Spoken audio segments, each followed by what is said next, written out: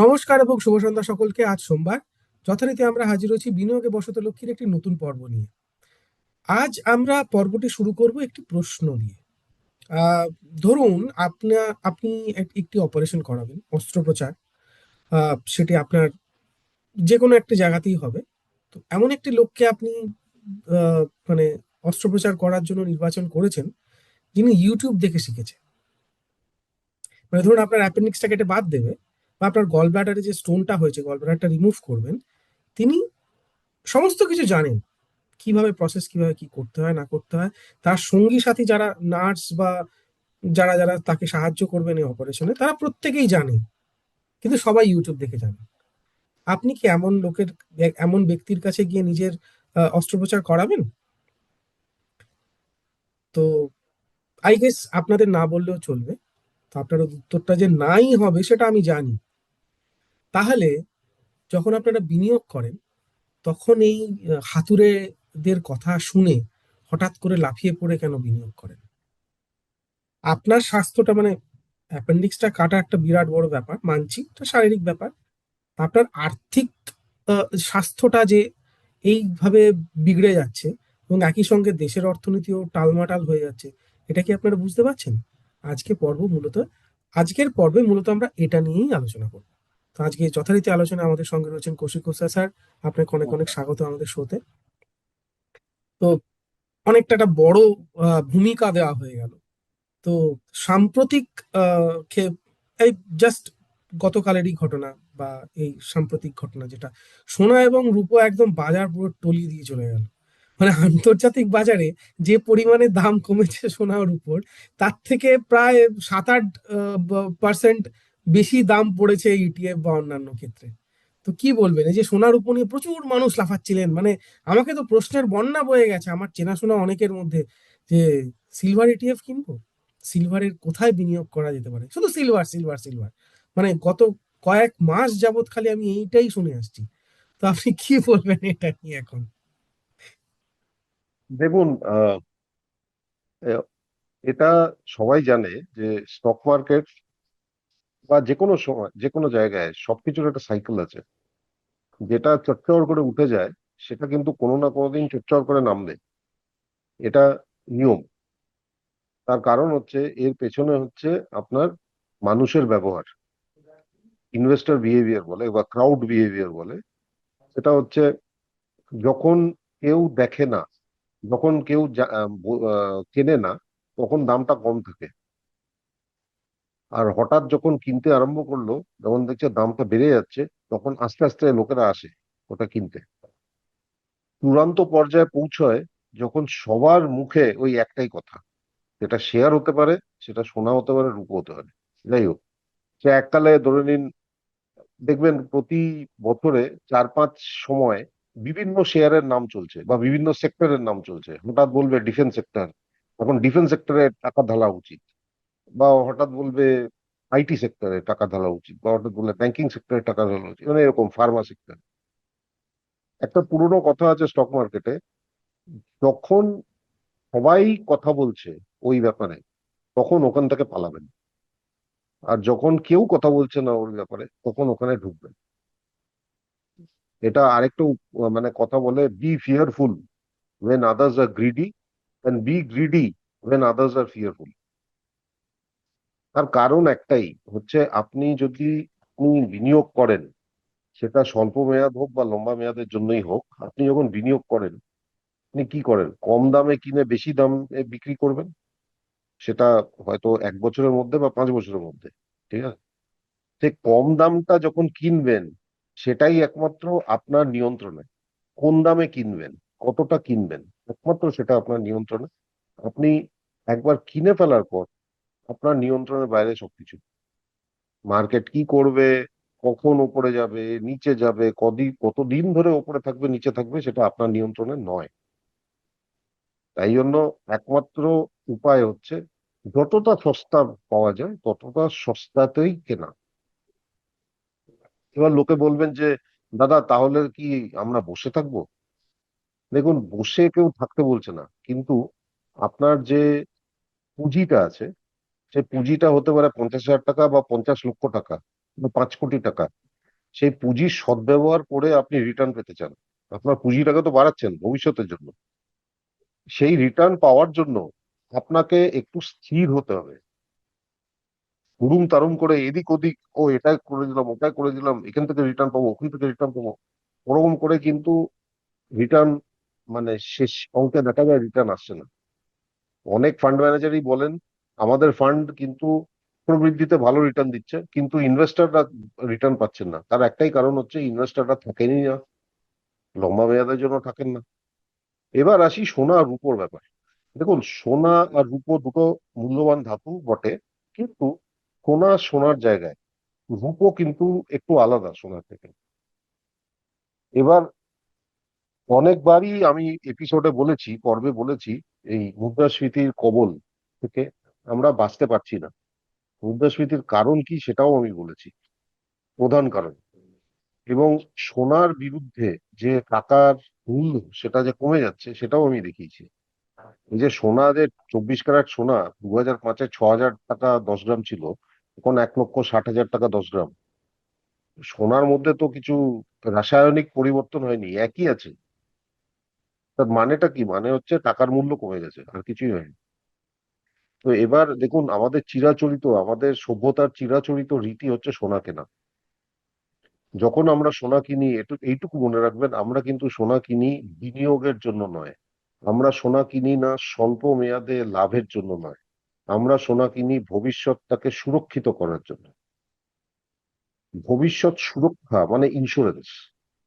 Insurance যখন কেনেন, তখন আপনি ভাবেন না যে কত রিটার্ন পাবো। ইন্স্যুরেন্স হচ্ছে আপনার সুরক্ষার জন্য। তেমনই ভাবে সোনা যখন আমরা কিনি, তখন আমরা কিন্তু ভাবি না আজকেই সোনাটা কিনলাম, আমি পরে বিক্রি করব। কেউ সোনা বিক্রি করে না। সোনা একমাত্র বিক্রি হয় কখন? যখন আপনার আর কোনো উপায় নেই, তখন হয়। সেটাই হচ্ছে ইন্স্যুরেন্স, ওটাকে ইন্স্যুরেন্স বলে। তাই সোনাটাকে আপনি বিনিয়োগ ভাবে দেখবেন না, সোনাটাকে ইন্স্যুরেন্স হিসেবে দেখুন। এবং রূপো, যদি বলেন যে রূপো, রূপো মূল্যবান ধাতু, ওটাও করতে পারি, করতে পারেন, কিন্তু সেই একই নিয়ম মেনে চলতে হবে যেটা স্টকে আছে। প্রথমত হচ্ছে আপনার পুঁজি যতখানি আছে, আপনার রিস্ক প্রোফাইল অনুযায়ী আপনাকে সম্পদ বন্টন করতে হবে, অ্যাসেট অ্যালোকেশন। আপনি কনজারভেটিভ হলে একরকম হয়, মডারেট হলে একরকম হয়, অ্যাগ্রেসিভ হলে আরেক রকম হয়। সবগুলোতেই কিন্তু সোনার একটা পার্সেন্টেজ আছে। রূপো, আমি, দেখুন, সত্যি কথা বলতে কি, আমি রূপো বুঝি না। কেন? রূপো আমার কাছে মূল্যবান ধাতু নয়, আমার কাছে। ঠিক আছে? মানে আমি চাইবো না কেউ রূপোর গয়না পড়ুক। কেন? হুম। সোনা কিনতে পারছি না বলে রূপোর গয়না পড়ছি, সেটা আলাদা ব্যাপার। কিন্তু রূপো আর সোনা দুটো পৃথক জায়গা। সোনা আর রূপো এক জায়গায় নয়। কিন্তু তবুও বলি, আপনি যদি রূপো কেনেন বা সোনা কেনেন, একমাত্র একটা ভাবেই কিনুন, সেটা হচ্ছে শৃঙ্খলাবদ্ধ ভাবে কিনুন। আপনি এটা দয়া করে দেখতে যাবেন না কখন দাম উঠবে, এখন যদি না কিনি তাহলে আমার তো লস হয়ে যাবে, তারপর এরকমই হবে। মনে রাখবেন, সোনার উপর যে দাম, এটা আন্তর্জাতিক দাম। এখানে কেন উপরে যাচ্ছে, কেন নিচে যাচ্ছে, সেটা আপনি যদি বিশ্লেষণ করতে বসেন, সেটা সদুত্তর কোনোদিন পাবেন না। এখানে অনেক ম্যানিপুলেশন হয়, প্রাইস ম্যানিপুলেশন অনেক হয়, এবং সেটা আন্তর্জাতিক ক্ষেত্রেই প্রাইস ম্যানিপুলেশন হয়। ঠিক আছে? অনেক কিছু এর মধ্যে আছে যেগুলো আমাদের জেনে লাভ নেই। আমাদের পুঁজি কতখানি, আমরা রিটেল হুম। ইনভেস্টর হয়ে পুঁজি কতখানি। আমার ধরে নিন, আমার এসআইপি, ধরে নিন কেউ এসআইপি করছে 50,000 টাকা মাসে এসআইপি করছে। 50,000 টাকার 20% আপনি সোনা কিনুন। 10,000, মানে 20% বা 50,000 হচ্ছে 10,000 টাকা। 10,000 টাকা একটা গোল্ড মিউচুয়াল ফান্ডে করে দিন। আপনার কি দেখার দরকার যে উপরে যাচ্ছে না নিচে যাচ্ছে? তাই না? আপনার স্টক মার্কেটেও যখন উপরে যায় বা নিচে যায়, যেরকম ভাবে আপনি চিন্তা করেন এসআইপির ব্যাপারে, সোনাও ওইরকম ভাবেই করুন। আমি 2004 থেকে বোধহয় ওই গোল্ডেন হারভেস্ট স্কিম, তানিশ ফানিশ এগুলো করে যাই, মানে বাড়িতে কিনতে হয়, তো সেটা নিয়মিত করে যাই। আস্তে আস্তে আস্তে আস্তে হয়েছে। তাছাড়া ওই নিয়মিত ভাবে কিছু না কিছু গোল্ড মিউচুয়াল ফান্ডে দিতে থাকি। সেরকম ভাবেই করতে হবে। ওইটা গুনবেন না যে আজকে সোনা কিনলাম, ও এত প্রফিট হয়ে গেল। আরে ওটা তো নোশনাল প্রফিট। আপনার প্রফিট বা লস হচ্ছে তখন যখন আপনি বিক্রি করছেন। হুম। সোনা কেউ বিক্রি করে না, সোনা ভবিষ্যতের সেটাই। জন্য রাখে। ঠিক আছে? তো এবার ব্যাপার হচ্ছে যে আমি আরেকটা একটু ছোট্ট করে একটা চার্ট দেখিয়ে দিচ্ছি, তাহলেই বুঝতে পারবেন। আমি ওটা রুপোরও আমি দেখিয়ে দেবো। কালো যে রেখাটা আছে ওটা হচ্ছে সোনার দাম, আন্তর্জাতিক সোনার দাম, ওটা ডলারে। যেটা আপনার অরেঞ্জ কালার, মানে যেটা কমলা রঙের রেখা দেখছেন, ওটা হচ্ছে নিফটি 500 ডলারে। মানে নিফটি 500 ডিভাইড বাই ইউএসডি আয়না, ডলারে কনভার্ট করেছি। আর যেটা সবুজটা দেখছেন ওটা হচ্ছে S&P 500, যেটা আমেরিকার মুখ্য সূচক, শেয়ার মার্কেটের সূচক। ঠিক আছে, এটার সাথে আমি ধরে নিন আমি সিলভারও জুড়ে দিলাম। নীলটা হচ্ছে সিলভার। তা এবার এটা এটা দেখে একটু বলুন তো যে কি মনে হচ্ছে, যে সোনা রূপো কি একভাবেই উপরে গেছে? কালোটা না, সোনা, কখনোই না। নীলটা রূপো, হুম। কমলা রংটা S&P, এই আমাদের নিফটি 500, আর সবুজ রংটা হচ্ছে S&P 500। এটা বিগত 20 বছরের। এখানে দেখে নিশ্চয়ই বুঝছেন, এখানে যে হরিজন্টাল এই যে এই লেখাটা আছে, এটা হচ্ছে সোনার দাম। এটা হচ্ছে হুম। 2011 থেকে আপনি দেখবেন 2020 অব্দি সোনার দাম হ্যাঁ, একই কিন্তু জায়গায় ছিল। একই জায়গায়, মানে নিচে গিয়ে আবার উপরে এসছে। তার আগে দেখুন সোনার দামটা কত উঠেছে, এই 5-7 বছরে কত উঠেছে। তারপর এতখানি, এত বছর কোনো রিটার্ন দেয়নি, রিটার্ন আবার কোটেশনের বলছি। আবার এখান থেকে দেখুন এরকম ভাবে এখনো ফ্ল্যাট আছে, তারপর এখানে চচ্চর করে বেড়েছে। তো যখনই এরকম চচ্চর করে বাড়ে তখনই ভবিষ্যতে কিছু একটা হয়, কারেকশন হবেই। কেননা হুম। যারা কেনে তারা নিজেদের প্রফিট বুকিং করে, আমার লাভ হয়ে গেছে, আমি এবার এখান থেকে বেরিয়ে যাচ্ছি। তখন যখন বিক্রি হয় দেখুন, এই যে 20-22%, 30% বিক্রি হওয়ার পরেও এই রেখাটা হুম। দেখছেন তো কিরকম ঊর্ধ্বমুখী। তার হুম। মানে এখনো কারেকশন আরো হতে পারে, বা হুম। এরকম হতে পারে এই মোটামুটি এই লেভেলে আগামী 5-6 বছর হয়তো এই লেভেলেই থাকলো। হুম। কিন্তু মনে রাখবেন, আমাদের যে আমাদের শেয়ার মার্কেট, ভারতীয় টাকায় যেটা আছে, সেটা কিন্তু এই যে S&P, এই আপনার কমলা রংটা দেখুন হুম। আর কালো রংটা দেখুন, অনেক সময় হয়েছে যেটা কমলা রং কালো রঙের নিচে চলছে, আবার হুম। কিছু সময় হয়েছে যেটা কমলা রং কালো রঙের উপরে গেছে। ঠিক হুম। আছে, এটা কিন্তু হতে থাকে, ওপর নিচ হতে থাকে। তাই জন্য কোনোদিনই আপনি বলবেন না যে আমি খালি স্টকে দিয়ে দেবো বা আমি খালি সোনায় দিয়ে দেবো, ওরকম হয় না। অ্যাসেট অ্যালোকেশন, কিছুটা আপনার সোনাতে থাকবে, স্টকে থাকবে, ডেটে থাকবে, সবগুলো একে অপরকে কাউন্টার ব্যালেন্স করে। এই যে বিগত 1 বছর 2025-এ আপনার এফডির চেয়ে তো কম রিটার্ন দিচ্ছে স্টক মার্কেট অনেকের হুম। কাছেই। হুম। হুম। হুম। তো যাদের কাছে ডেট ছিল তাদের ব্যালেন্স হয়ে গেছে, যাদের কাছে সোনা ছিল একটু ব্যালেন্স হয়ে গেছে। আবার অন্য বছরে যখন দেখবেন যে স্টক মার্কেটের রিটার্ন খুব ভালো, তখন দেখবেন হয়তো সোনার রিটার্ন অত নেই, আর ডেটের রিটার্ন তো এনিওয়ে কম, তখন ওটাও ব্যালেন্স হয়ে গেছে। সবকিছুর একটা সামঞ্জস্য করার জন্যই ওটা একটু ওই সম্পদ বন্টন করা হয়। ঠিক। তাই জন্য সোনা, সোনার ব্যাপারে আমি একটাই বলবো, স্টক, শেয়ার মার্কেটে মিউচুয়াল ফান্ড করছেন, সোনা আপনি ফিজিক্যাল সোনা কিনুন বা গোল্ড মিউচুয়াল ফান্ডে দিন, নিয়মিত করে যান। লোকে ভাবে যে আর কত দাম বাড়বে বা এই দাম বেড়ে গেছে এখন কমে যাচ্ছে আরো নিচে পড়বে, ওরকম ভাববেন না। তার কারণ সোজা কথা আমি বলছি, 6,000 টাকা 10 গ্রাম ছিল 2005-এ, হুম। 2005 মানে এইখানে কোথাও। হ্যাঁ, হুম। এখান থেকে যখন উঠেছে, এটা ধরে নিন এটা প্রায় ডবল হয়ে গেছে। তখন নিশ্চয়ই 12,000 টাকা সোনা ছিল এই সময়, বেশি বেশি। দু হাজার আরো দশ বেশি এগারো ছিল। আরো বেশি হয়তো ছিল। তো 17-18 হাজার তারপর, টাকার মতো ছিল। হ্যাঁ, তো তারপর কিন্তু প্রায় 10 বছর একই জায়গায়, তার চেয়ে কমে গেছে আবার বেড়েছে, কমে গেছে বেড়েছে। এই সময় যারা একদম নিয়মিত করে গেছেন তাদের কাছে অনেক বেশি সোনা হয়েছে, যে ভেবেছেন ও এখানে কমে যাচ্ছে এখন আর কিনবো না, আবার যখন এখান থেকে আসতে আরম্ভ করলেন ততই না কিন্তু এত সোনা যে অ্যাকুমুলেট আপনি করতেন সেটা আপনার মিস হয়ে গেছে। ওই এসআইপির ফর্মুলা হচ্ছে ওটাই, দাম উপর নিচ হবে, আপনার বেশি বেশি ইউনিট কিনবেন কম ইউনিট কিনবেন, অ্যাভারেজ হয়ে যাবে। হুম। আর সোনা এমন জিনিস, ওটা তো ভবিষ্যতের সুরক্ষার জন্য। এটা একদমই। মনে রাখবেন, ভবিষ্যৎ সুরক্ষার জন্য। এটা ইন্স্যুরেন্স, এটা ইনভেস্টমেন্ট নয়। যে মুহূর্তে এরকম ভাবে ভাববেন, সোনাটাকে অন্য চোখে দেখবেন।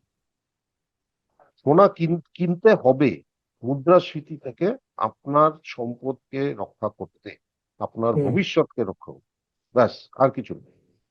এটা আমি এবার শেয়ারিংটা বন্ধ করছি। হুম। সোনার উপর হচ্ছে সোজা কথা, ওপরে যাচ্ছে কেন, নিচে যাচ্ছে কেন? যখন ওপরে যাচ্ছিল আপনি কি জিজ্ঞেস করছেন কেন ওপরে যাচ্ছে? করেননি তো।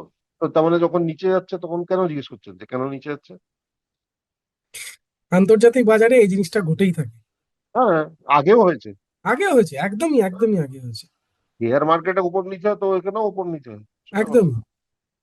আহ এবার আমরা সোনার উপর প্রসঙ্গটা আমার মনে হয় দর্শকরা যথেষ্ট সম্যকভাবে একটি ধারণা পেয়ে গেলেন। আমরা এটার একটি দ্বিতীয় ভাগে আসছি, যে ট্রেনটা খুব ভয়ঙ্কর। মানে আমাদের মনে হয়েছে আপনাদের এটা নিয়ে সাবধান করা খুব জরুরি।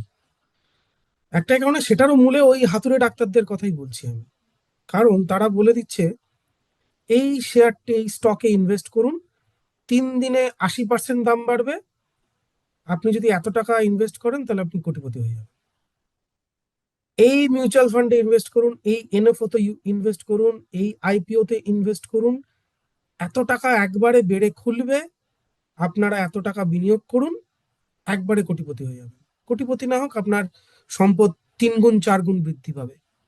এটা কোনো কথা? এবং এই চক্করে পড়ে অনেক মানুষ ঋণ করে, বিশেষত শর্ট টার্মে আপনাকে যদি ঋণ নিতে হয় তাহলে পার্সোনাল লোন ছাড়া আপনি ঋণ পাবেন না। কেন? এডুকেশনাল লোন, চাইল্ড এডুকেশনের প্রপার ডকুমেন্টেশন দেখাতে হবে। হোম লোন কিনতে গেলে আপনাকে বাড়ি তৈরি বা ফ্ল্যাট কেনার প্রপার কাগজপত্র দেখাতে হবে। মর্টগেজ লোন নিলে আপনাকে, সেটাও নিতে পারেন মর্টগেজ, মানে আপনি বাড়ি ঘর দোর, কি বল, মাথার উপরে ছাদটাকেও আপনি ওটা নিয়ে জুয়া খেলছেন আর কি বেসিক্যালি। গোল্ড লোনও পেতে পারেন, তাহলে আপনার ঘরের যে সোনা, যে ঘরের লক্ষ্মী, তাকে নিয়ে গিয়ে বাজারে আপনি বন্ধক দিয়ে রাখলেন। বেশিরভাগ ক্ষেত্রে যেটা হয়, ম্যাক্সিমাম মানুষ আহ পার্সোনাল লোন নিয়ে থাকেন, সেটার সুদ মোটামুটি 10, 11, 12% এরকম জায়গায় ঘোরাফেরা করে। কিছু কিছু সংস্থায় আরো অনেক বেশি, 14%, 15% অব্দি আছে। তো তারা এটা ভেবে বসে থাকেন যে 15%-এর বদলে আমার 45%, 50% আমি গেইন করব। এবং এটার পরে কি হয়, আহ সেটার অনেক বড় বড় উদাহরণ আছে। আমি স্যারের কাছে আসছি। স্যার, আপনি বলুন এই প্রবণতা কতটা বিপজ্জনক? ক্ষমা করবেন। দেখুন, এই প্রবণতাটা আসার একটাই কারণ হচ্ছে, আমি বলবো, মুদ্রাস্ফীতি প্রধান কারণ। তার কারণ হচ্ছে সবাই কিন্তু খুব চাপে আছেন, দাম বেড়ে যাচ্ছে, আয় বাড়ছে না, সঞ্চয় বাড়ছে না। এটা যে কোনো স্তরের মানুষের জন্যই প্রযোজ্য। যারা দিনমজুর বা যারা উচ্চ বেতনের চাকরি করেন, দুজনের জন্যই প্রযোজ্য। এবং এই যে স্ট্রেস, এই যে চাপের মধ্যে এসে লোকে ভাবে আমাকে কিছু করতে হবে, কিছু করতে হবে, কিছু করতে হবে। কিছু করার নেই, কেননা আপনার দামের সাথে কুলাতে পারছেন না, তাই না? তো এবার ও তখনই এই সমস্যাগুলো হয়, যখন আপনি ভাবছেন যে একটা শর্টকাট মেরে কিছুটা একটু টাকা বানিয়ে নিই। এবং টাকা বানিয়েছে লোকজন, কিন্তু একজন যখন টাকা বানায়, যে বলে আমি টাকা বানিয়েছি, সে কিন্তু আরো 5 বার টাকা হারিয়েছে, এটা হারিয়েছে, কিন্তু বলে সেটা না। বলে না। ঠিক আছে? এবং আপনার এই যে এই লোন নিয়ে যখন করছেন, প্রথমত লোন নিচ্ছেন, তার মানে কাউকে টাকা ফেরত দিতে হবে। এবার লোন নিয়ে আপনি এত হাই রিস্ক, মানে প্রফিট করার জন্য হাই রিস্ক অপশনে কেন যাচ্ছেন? 2 বছর আগে অবধি, 2 বছরে দেখা গেছিল, সেবি দেখিয়েছিল যে F&O, futures and options A retail ইনভেস্টররা, 95% রিটেল ইনভেস্টর টাকা হারিয়েছে। কত টাকা হারিয়েছে? সবাই মিলে 1 লক্ষ কোটি টাকা। সেই টাকাটা কোথায় গেছে? বিভিন্ন বড় বড় হেজ ফান্ডে গেছে, যারা বিদেশি হেজ ফান্ড। তার মানে আমাদের দেশ থেকে 1 লক্ষ কোটি টাকা বেরিয়ে ওদের কাছে চলে গেছে।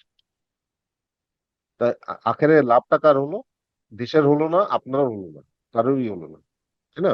হ্যাঁ, সরকারের হলো, কেননা সরকার ওই ট্যাক্স নেয় ট্রানজাকশনের উপর।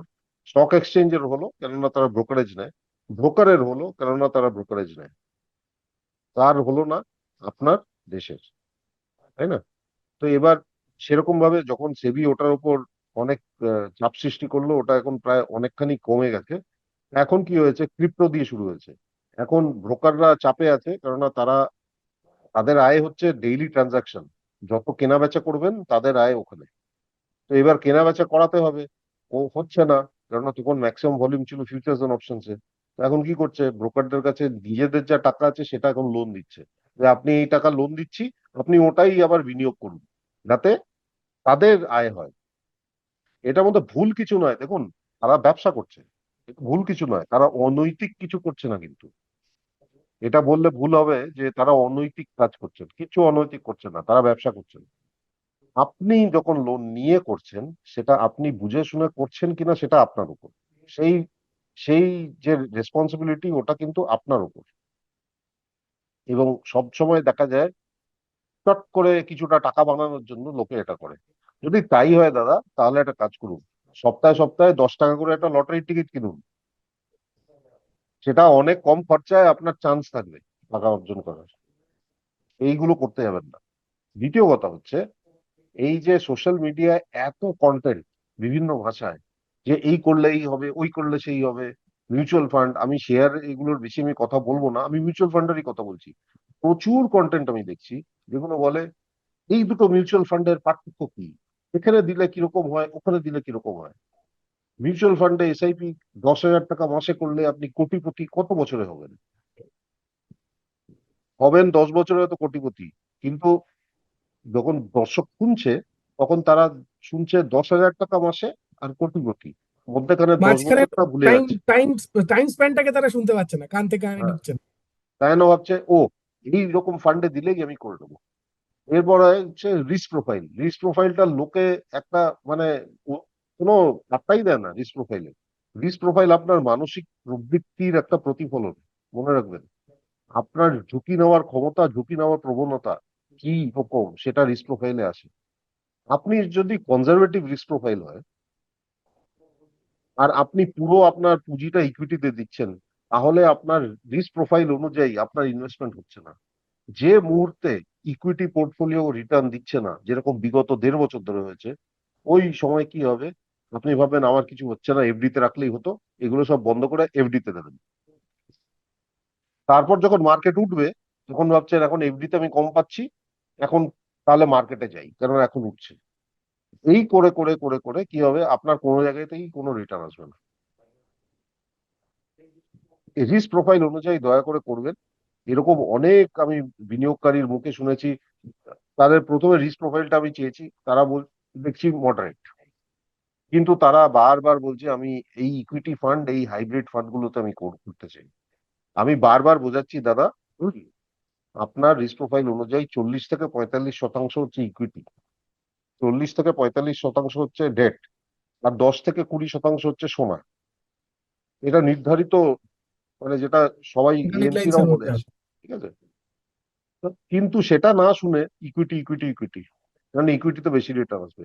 দাদা, ইকুইটি একটা ফিক্সড ডিপোজিট নয়, যে আপনি আজকে ইকুইটি ঢাললেন, 1 বছর পর তেরো ঠিক পার্সেন্ট পনেরো রিটার্ন পার্সেন্ট পাচ্ছেন। আপনার কাছে চলে এলো।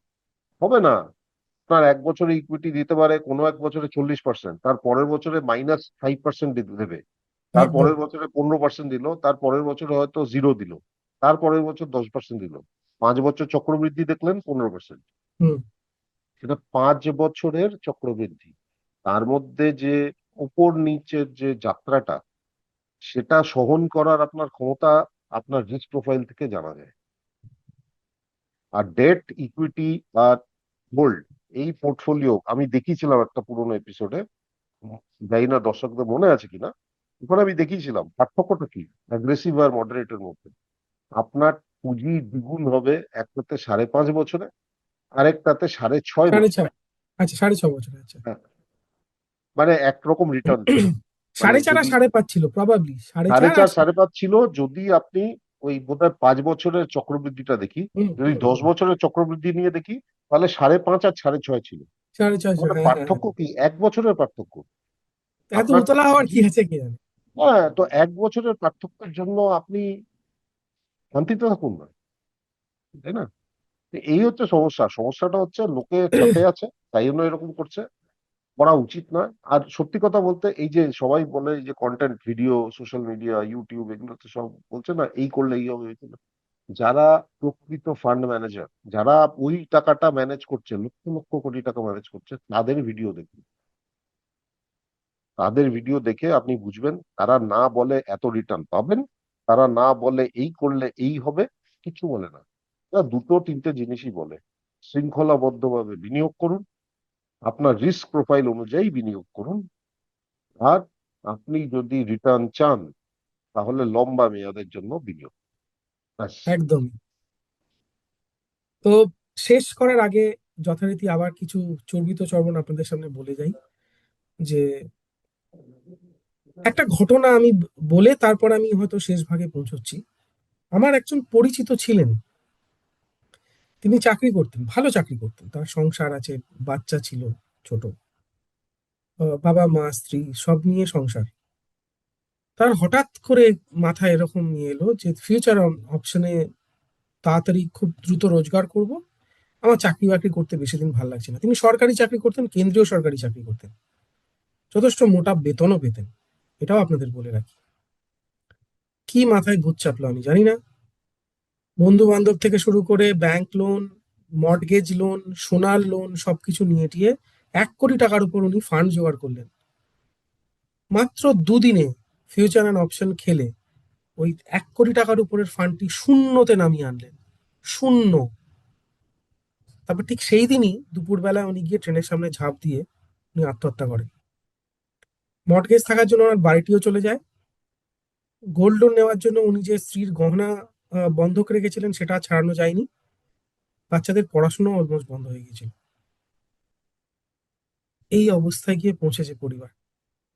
মানে খাওয়া দাওয়া পর্যন্ত ছিল না, মানে বাচ্চাগুলোকে কি খাওয়াবে সেটা নিয়ে অব্দি গিয়েছিল। বাড়ি থেকে তো যাকে একটা টাইমের পরে বার করেই দিয়েছিল ব্যাংকে এসে। তো আপনারা বুঝে দেখুন, আপনারা কি আপনার পরিবারকে এই ধরনের কোনো পরিস্থিতির মধ্যে ফেলতে চাইছেন বা চাইবেন? চাইছেন না সেটা আমরাও জানি, কিন্তু এই পরিস্থিতি কিন্তু আপনার হাতে গোটাটাই নেই।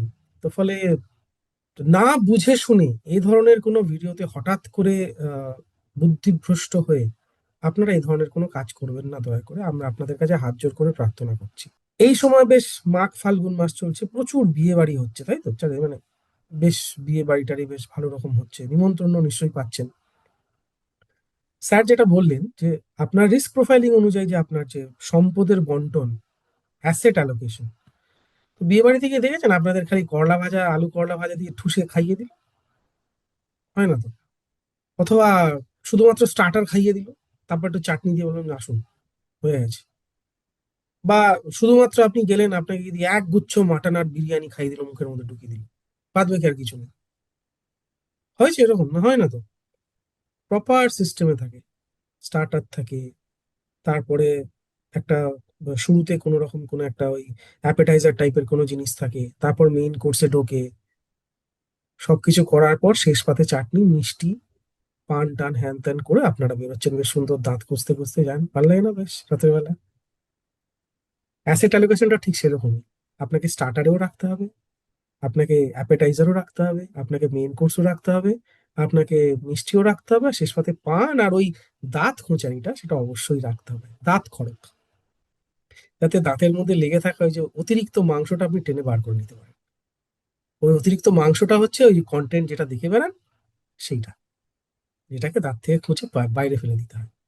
তো দয়া করে বিনিয়োগে থাকুন, কোনো অসুবিধা নেই, শৃঙ্খলাবদ্ধভাবে দীর্ঘমেয়াদী বিনিয়োগে থাকুন, কিন্তু দয়া করে ওইগুলো দেখবেন না। যে শুরুতে যেটা বলেছিলাম যে আপনার অ্যাপেন্ডিক্স অপারেশন হবে, গল ব্লাডার অপারেশন হবে, সবাই সবকিছু জানে, কিন্তু তারা ইউটিউব দেখে শিখেছে। আপনি কি তার কাছে করাবেন?